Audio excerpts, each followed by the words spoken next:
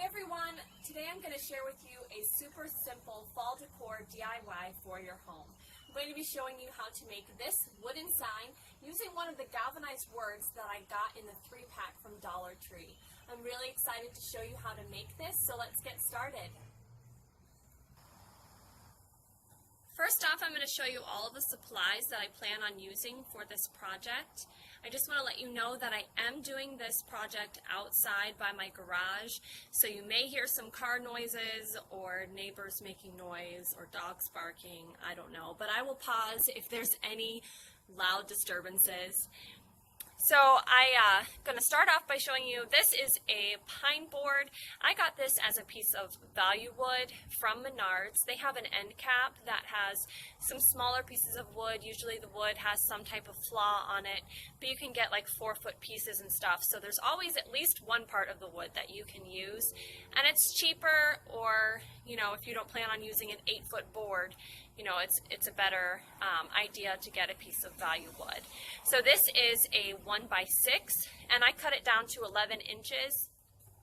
You can cut these pieces in the store if you don't have the tools to do that at home. I sanded down my board, and I used my electric sander. You can use just a sanding block or a piece of sandpaper. I used a 220 grit, so it just has a nice smooth finish. And again, that is a 1 inch by 6 by 11 inches. I'm going to be using one of the galvanized metal words that I got from Dollar Tree.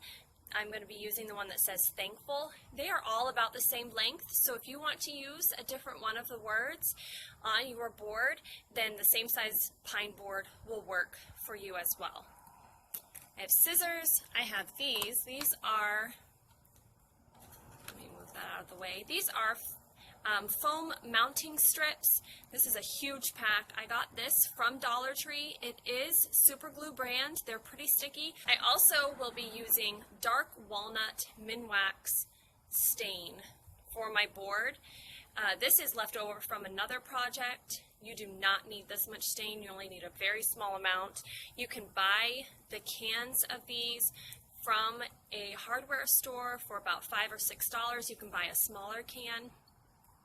Mine, again, is left over from another project, so I'm using what I have, and I am using, again, the dark walnut color.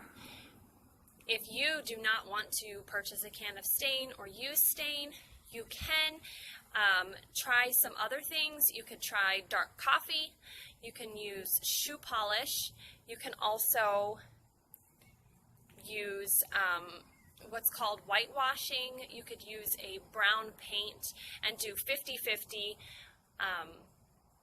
paint and water, and then it'll be a nice dark brown color, and you'll still be able to see the grain through it.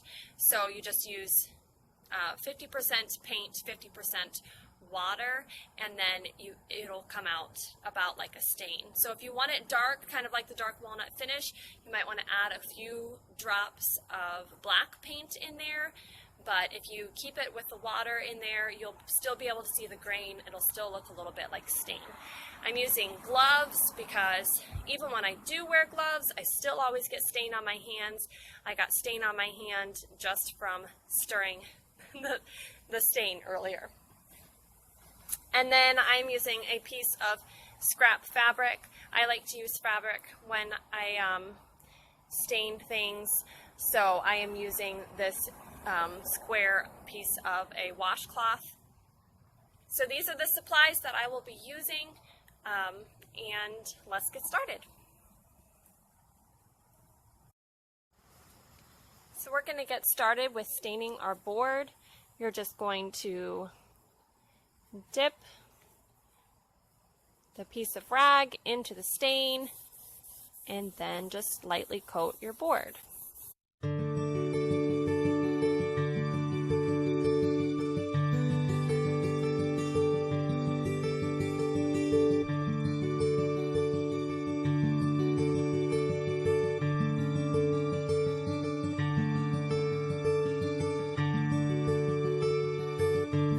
As you can see, my finish is a little bit messy.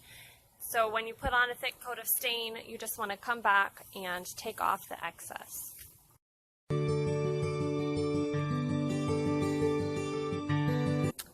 there you have it. It is stained. We're going to let that dry, and then I'll come back and show you how to finish. Okay, you're going to want to let the stain on your board dry for about 20 to 30 minutes. You can wait just long enough so that none of the stain comes off on your hands when you touch it. I'm going to be using these mounting strips in order to attach my word to the board. I like that they have a little bit of a thickness, so they're going to give the finished look some 3D to it. So I'm going to be using 4 of these rectangles.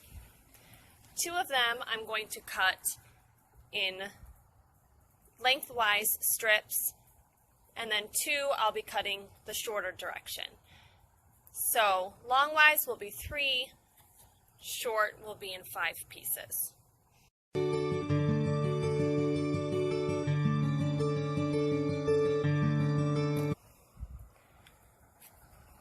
Now I'm going to use these strips in order to attach my word to the board.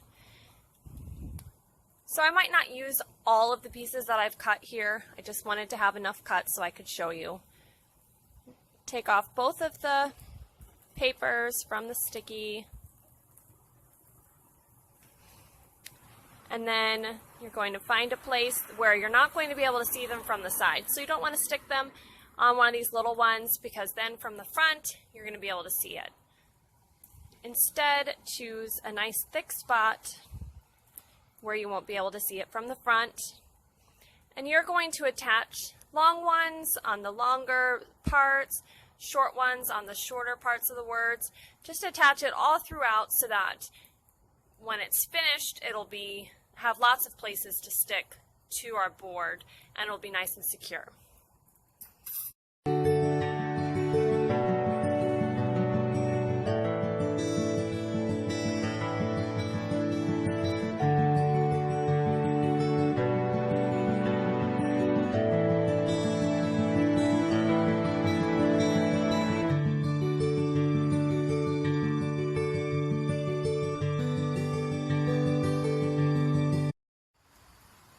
As you can see, I've attached the mounting tape pieces throughout my galvanized word. Just make sure that you get most of the edges. Turn it over, center it. You can use a measuring tape. I usually just check everything with my eyes and decide where the center is. Now you just want to press down throughout the word, make sure all of the tape pieces are stuck to the board. And there we have it. And there is the finished project. You can see it has some 3D to it.